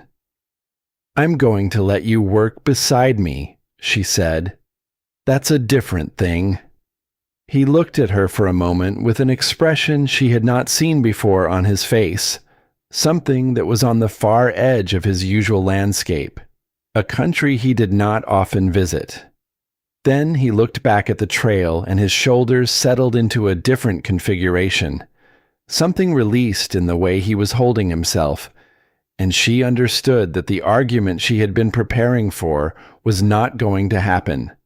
Marin was expecting them. She did not say so. She simply had the kettle on and a pen and ink on the table when they arrived, as if she had known the visit was coming, regardless of what obstacles had been placed in its way. She looked at the cut above Stellan's eye and cleaned it with the brisk efficiency of someone who had dealt with worse, and said nothing about it, which Vivian appreciated. The written statement took the better part of an hour. Marin was precise and unhurried. Her account of Rowan's signature, its particular characteristics, the hook at the top of the first letter, the slight leftward lean of the last, laid out in language that was clear and specific and would be difficult to dismiss. She signed her name at the bottom with the firmness of someone accustomed to meaning what they put on paper. She also said, while she was blowing the ink dry, "Hatch sent men to discourage you." It was not a question. "Two of them," Stellan said. "On the trail." Marin looked at the statement in her hands. "He's done this before," she said. "Not to you, to others in other forms. He waits until people are vulnerable, and then he finds the leverage point, and he applies pressure steadily, like water working at stone." She set the document down. "The difference is that water wins because stone cannot respond. You can respond." She gave them the statement and fed them a meal and sent them back toward Ashwick Hollow with the particular firmness of a woman who has decided a thing is going to happen and considers the matter settled. They arrived in town in the low afternoon light. Wardell's office was above the land registry, a small room at the top of a narrow staircase, containing a great many more documents than seemed structurally advisable, and a man who looked like he had been sitting among them long enough to become part of the landscape. He was not easy, as Stellan had said. He read everything twice. He asked questions that circled back on themselves. He sat with Marin's statement for a long time without speaking, and then he sat with the arithmetic for a long time without speaking. And then he looked at both of them over the top of his spectacles with the expression of a man who has seen a great deal and is deciding which category of what he has seen this falls into. Then Hatch walked in. She did not know how he had known they were there. It did not matter. He was there, in the doorway of Wardell's small office, still with his hat in his hand, and his pleasant face arranged in its customary order, and for a moment the room contained all four of them and a great deal of paper and the late afternoon light coming through the single window and the particular suspended quality of a situation that has arrived at its point. Hatch looked at the documents on Wardell's desk. He looked at Vivian. Something in how he looked at her had changed. The calculation was still there, but the pleasantness was thinner than it had ever been, worn down by the afternoon's events to something closer to its actual texture. "You've been busy," he said to her. "The numbers were always there," she said. "I only wrote them down." Wardell cleared his throat. He looked at Hatch over his spectacles with the expression of a man who has been adjudicating disputes for many years and has developed strong feelings about people who walk into his office uninvited. "Mr. Hatch," he said, "I believe you and I are going to need a conversation of our own. Perhaps you'd be willing to come back tomorrow morning." He paused. "Alone." It was the pleasantness in Wardell's voice that made it effective. Not a command, but a statement of how things were going to proceed, delivered with the serenity of someone who understood that he was the one in this room who determined what came next. Hatch stood in the doorway for a moment longer than was comfortable. Then he put his hat on and left. His footsteps went down the narrow staircase and did not hurry. Wardell looked at the documents again, then at Stellan. Then, at Vivian. "The arithmetic is sound," he said, "and Marin Osley's word on the signature will stand. She's known in this territory for longer than most of the buildings." He removed his spectacles and cleaned them with the corner of his shirt. "I can't promise you a quick resolution. These things move as they move.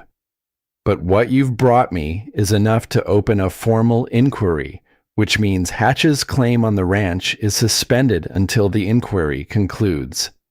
He put his spectacles back on. "Your property is not going anywhere, Mr. Carr. Not tomorrow."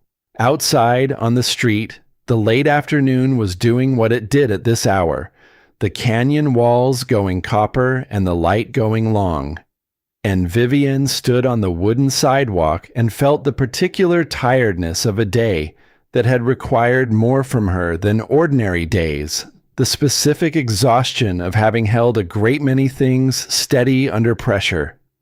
Stellan stood beside her, not close exactly, but close enough.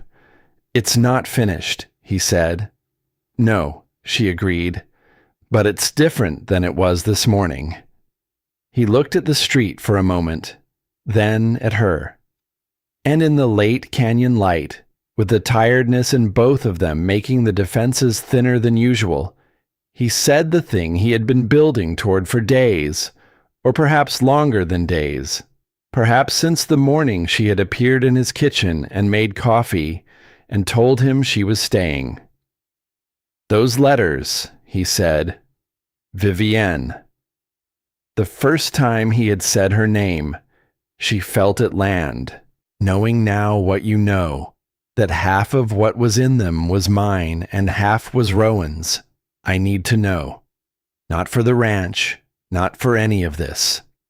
He gestured at the street, at the office above it, at the whole machinery of the day they had just survived. "I need to know for myself." He held her gaze with the steadiness of a man who has decided to say a true thing and is going to say it regardless of what it costs him. "Who did you come here for? And who did you stay for?" The canyon light held everything very still. She looked at him, at the cut above his eye, cleaned and closed now. At the hands she had watched for weeks, moving through work and stillness and the occasional careful gesture of care.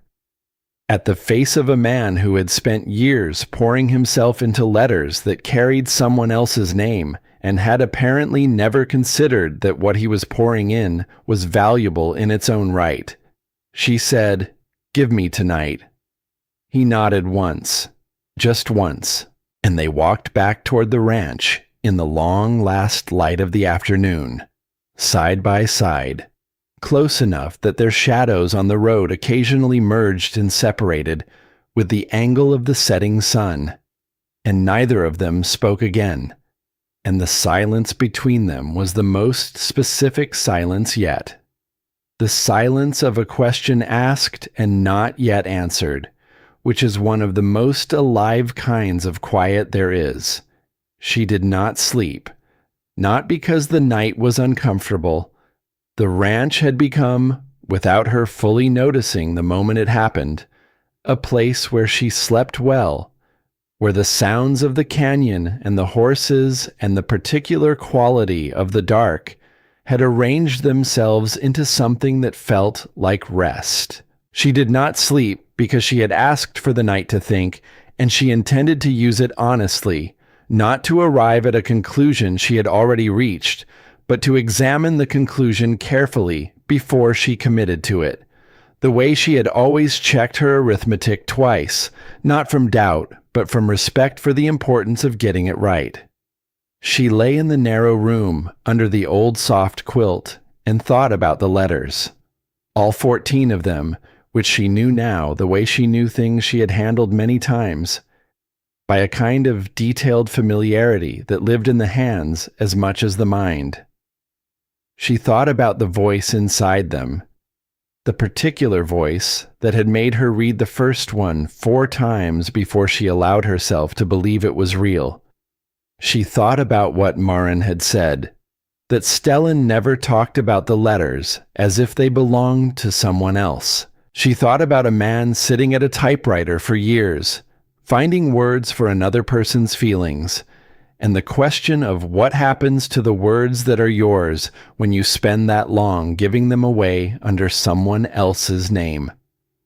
She thought about the morning he had left coffee beside her without interrupting her work, about the coat, warm from his shoulders, held out in the cold, without ceremony, about the cut above his eye and the way he had picked up the reins without being asked if he was all right, because he understood that forward was the relevant direction. About the night by the fire when his voice had said, "Into the dying embers," that he had read her letters more than once. She thought about her husband, about the specific loneliness of being in a room with a person who did not want to know what you actually thought, about the 2 years afterward, in the apartment where the silence was the silence of being alone, which had its own particular quality, not peaceful but empty. The silence of a space where no one was going to say anything because there was no one there. And she thought about the silence of this house, which was not that, which had never been that, even from the first morning. The silence here had always been full of the sounds of the ranch, yes, but also full of a person who was present in the way that mattered, who moved through the same space and made coffee and left windows unlatched and worked beside her without requiring her to be smaller than she was. She was not confusing gratitude for something else. She had been careful about that, had checked that particular calculation several times. Gratitude was its own thing, real and legitimate, and it was present, but it was not what she was lying awake with. What she was lying awake with was older than gratitude, and quieter. The thing that had been building since the first morning she had watched his hands on the coffee cup, and understood that this was a person she wanted to keep watching. Since the night by the fire when he had told her about the letters and his voice had become, for a moment, completely unguarded. Since the ridge and the coat, and the way he had said her name outside Wardell's office like it was something he had been waiting for permission to say. The night moved through its stages. The canyon was very dark and very quiet, and somewhere across the property, the horses made their occasional sounds, and she lay still and let the thinking finish itself. When it was done, she was certain. Not because the certainty was comfortable. It was, in the way of most true things, slightly terrifying, but because it was the kind of certain that comes from having looked at something from all its angles and found it solid from everyone. She got up before dawn. She built the fire. She heated water. She found the things she needed in the kitchen with the ease of someone who had learned where everything lived. And she made coffee, very dark, and she made cornbread, without honey, the way she had described in a letter to a man she had never met, a detail that had traveled from her hand to his eyes and been remembered. She heard Stellan come in from the barn while the cornbread was still in the pan. She did not turn around. She heard him stop, the way he sometimes stopped when he encountered something unexpected, the slight recalibration of his movement. She heard him look at the coffee, at the cornbread. She heard the quality of the silence change. "You read my letters," she said, still not turning. "All of them." "Yes," he said, "including the one where I described how I take my breakfast." A pause. "Yes." She turned then. He was standing where he usually stood in the mornings, near the basin, but he had not moved to wash his hands yet. He was standing with his hat in his hands, looking at her with an expression she had not seen before, or had not seen clearly before. Something open in a way his face was not usually open, the interior of the man visible through it, the way landscape is visible through a window when the light is right. She looked at him for a moment. Then she went to the box of letters on the washstand. She had moved it to the kitchen days ago, without examining why, and she took out all 14 and set them on the table. Then she took out Rowan's last letter, the short one in the labored handwriting, and set it beside them. Then she found the piece of paper she had set aside the night before and placed it last. Blank, white, the same weight and color as the page that had been sitting in the typewriter since she arrived. She looked at the arrangement on the table, then at him. "I came here for the letters," she said, "for the person inside them. I didn't know who that was. I thought I knew, and I was wrong about the name, but I wasn't wrong about the person." She touched the edge of the stack lightly with one finger. "I've had time to understand the difference." He had not moved. He was holding the hat very still in both hands. "I stayed," she said, "because of you. Not because of Rowan's request, though I honored it. Not because of the ranch or the accounts or Hatch or any of the practical things that gave me reasons to be here. I stayed because somewhere between the first morning and the fire and the ridge, I understood that this was where I wanted to be." She looked at him directly, "that you were who I wanted to be beside." The kitchen was very quiet. The fire in the hearth made its small sounds. Outside, the light was beginning its morning progression along the canyon walls, the daily movement from dark to color to gold. Stellan set his hat on the table beside the letters. He crossed the kitchen in the measured, unhurried way he moved through everything, and he stood in front of her, close enough that she could see the details of his face clearly. The fine lines at the corners of his eyes, the cut above his left eyebrow already fading, the expression that was still open in that way, still showing the interior of him in the morning light.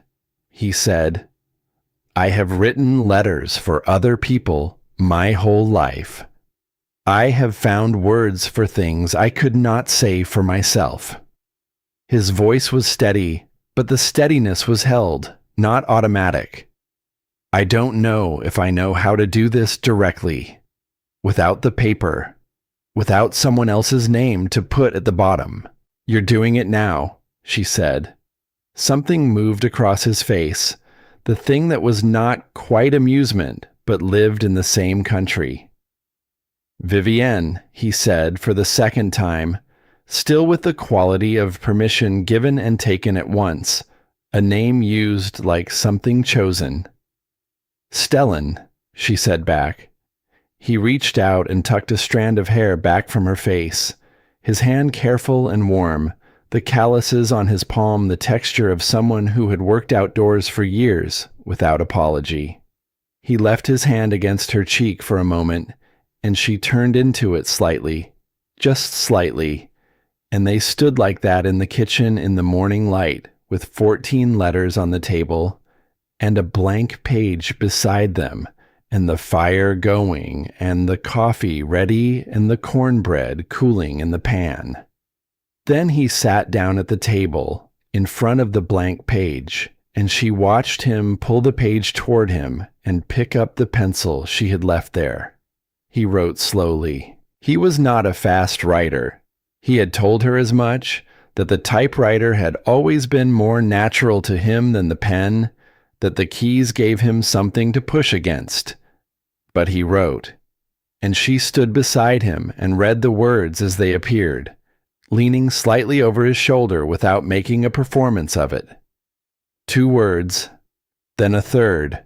"Stay, please, Vivienne." He looked up at her when he had finished, the pencil still in his hand, his expression doing the thing it did when he had committed to something and was waiting to understand the consequence. She picked up the page. She held it for a moment, feeling the slight indentations the pencil had made, the weight of letters formed by hand rather than key. His handwriting, which she was still learning, smaller and more deliberate than she had expected from a man his size. She folded it once, carefully, along the center. She placed it in the box with the 14 letters and the last letter from Rowan, and she closed the lid. "All right," she said. Not a dramatic word, not a ceremonial word, just the simplest possible answer to the simplest possible question, delivered in the kitchen on an ordinary morning with coffee going dark in the pot and the light coming up gold through the east window. His shoulders settled. Just slightly. Just enough. She poured 2 cups of coffee. She set one in front of him and took her own to the window and looked out at the canyon doing what it did each morning. The progression she had watched enough times now to know its stages, the particular color that came just before gold that had no name she knew of in any language she spoke. After a while, he came and stood beside her. They stood at the window with their coffee and looked at the canyon going gold, and neither of them said anything. And the silence was the best kind. The silence of people who have said what needed saying and are now resting inside the truth of it, together, in a place that is beginning to belong to both of them. The letter from Wardell arrived some days later, carried by the same boy who brought the General Post from town. Stellan read it at the table while Vivian was mending a split in the corral fence. She had learned the technique from watching him and had found, to her own satisfaction, that her hands were competent at it. He came out and found her and held the letter out without preamble. Wardell's inquiry had proceeded. Hatch's claim on the amended terms had been formally suspended pending further examination of the signature. The original loan terms were reinstated. The arithmetic she had reconstructed from memory, combined with Marin Osley's testimony, had been sufficient to open the matter to formal review. It was not finished. Wardell was precise about that. These things moved as they moved. But the ranch was not in immediate danger, and the process now belonged to channels that Hatch could not redirect with men on a trail. She handed the letter back. She picked up her tools and returned to the fence. He stood and watched her work for a moment. She could feel him watching, and she did not turn around, just continued with the task, her hands doing what she had learned to do. "You're getting better at that," he said. "I know," she said. "I practice." A pause. Then, in the tone he used for things that were important but that he was not going to make a production of, "Marin is coming to visit next week. She asked if you'd be here." She looked at him over her shoulder. "Tell her yes." He nodded. He went back inside. She turned back to the fence, and the canyon spread out before her in the mid-morning light, enormous and red-walled and very specific, the kind of beautiful that asks something of you. She thought it asked something of her, and she had given it. She was still giving it. She did not expect that to stop. Inside, she heard the sound she had begun to listen for without being aware she was listening. The particular rhythm of the typewriter keys, deliberate and unhurried, Stellan working at something, words being chosen and committed to, one key at a time. She finished the fence, she went inside. The blank page in the machine had a line on it now, just one, and she read it as she passed. Not intruding, just present, just there. He was learning, she thought, to write things with his own name at the bottom. So was she. The inquiry into Burl Hatch's affairs took the better part of 3 months to conclude. What Wardell found was considerably more than either she or Stellan had expected. The Carr Ranch was not the only property whose accounts had been altered. There were others, 4 in total, families who had borrowed from Hatch during lean years and found themselves paying amounts they could not reconcile with the original terms but could not prove were wrong. Without someone who could sit down with the numbers and follow them to their conclusion, the discrepancies had remained invisible. The kind of wrong that persists not because it is clever, but because it relies on people being too tired or too frightened to look carefully.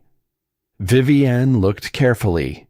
She spent 2 weeks in Wardell's office, working through the other family's records with the same columns and careful margins she had used from the beginning. Stellan came with her every day, not to follow the arithmetic, which was not his language, but to be there, steady and present in the chair beside her at Wardell's long table.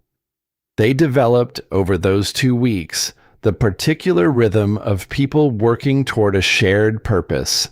Hatch did not go quietly, but each time his legal representative appeared in Wardell's office with objections and alternative interpretations, Wardell returned to the documents and the arithmetic, which did not change regardless of what was said about them.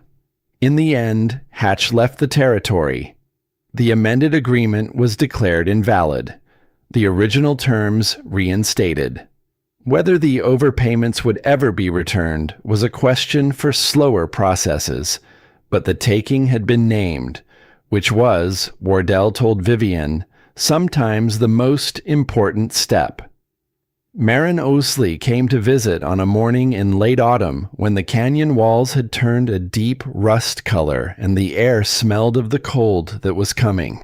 She sat at the kitchen table with coffee in both hands and looked around the room with the attention of someone taking inventory of something they expected to last.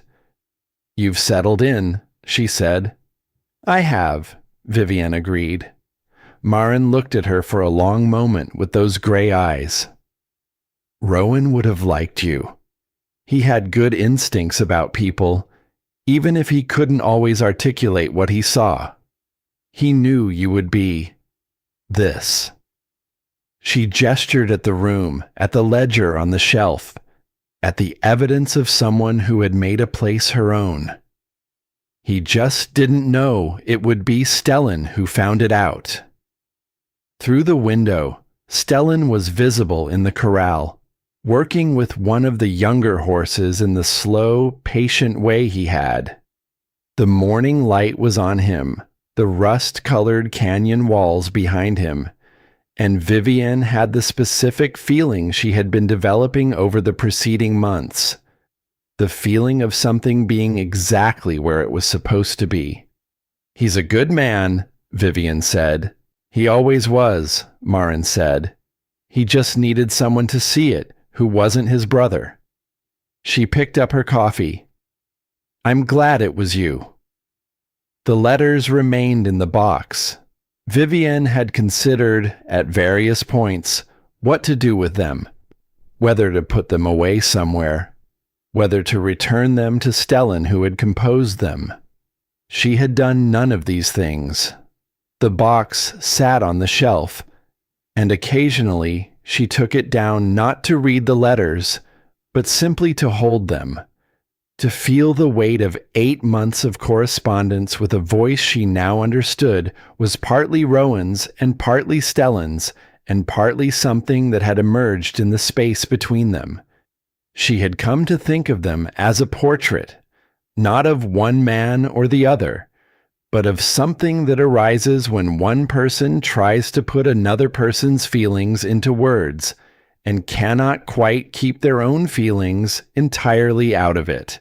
Winter came in slowly, announcing itself first in the quality of the light, and then in the temperature of the mornings, and then in a dusting of snow on the high peaks that descended over the course of several weeks toward the ranch.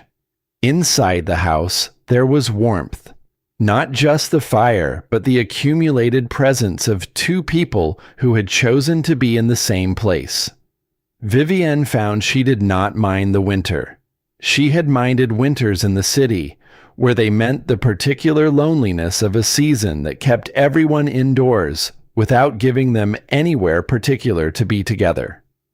On a morning in the deep of winter, with snow on the canyon walls, Stellan came in from the barn and set something on the table beside her coffee cup, a page folded once from the typewriter. "You can read it," he said, "or not. Either way." She unfolded it.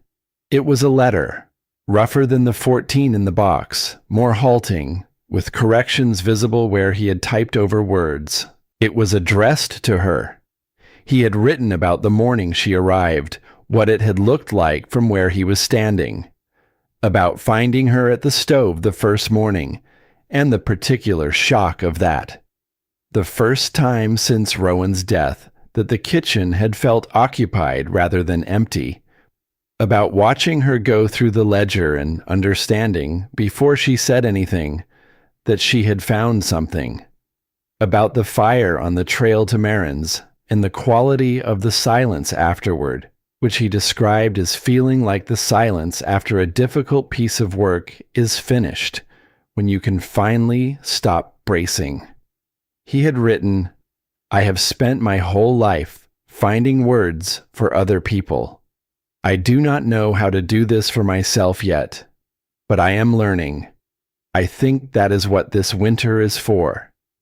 And at the bottom, in the place where all his letters had once ended with Rowan's name, he had typed his own, Stellan.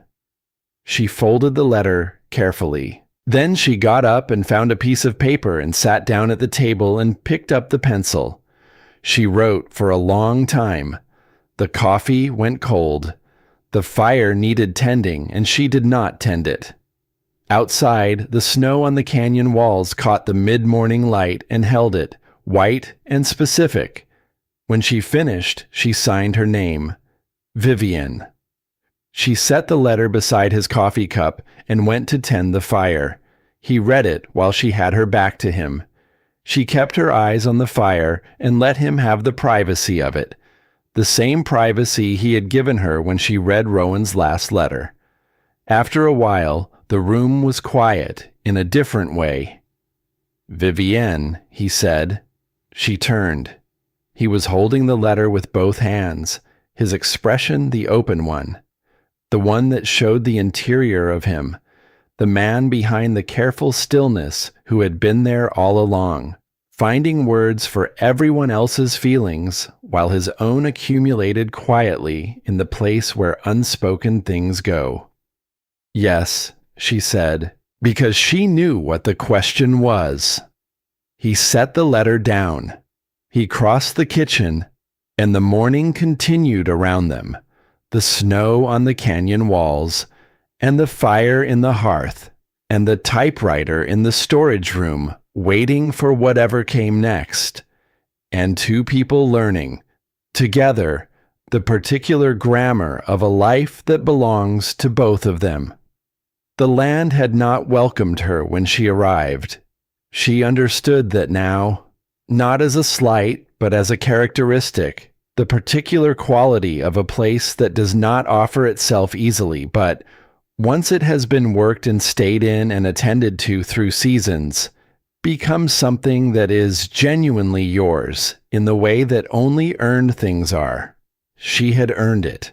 She was still earning it, the way you continued to earn the things that mattered, day by day, by continuing to show up.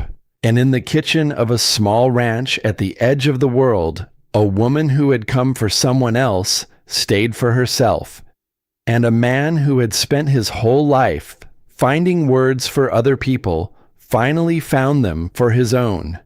And the letters in the box were joined by new ones, and the blank pages filled.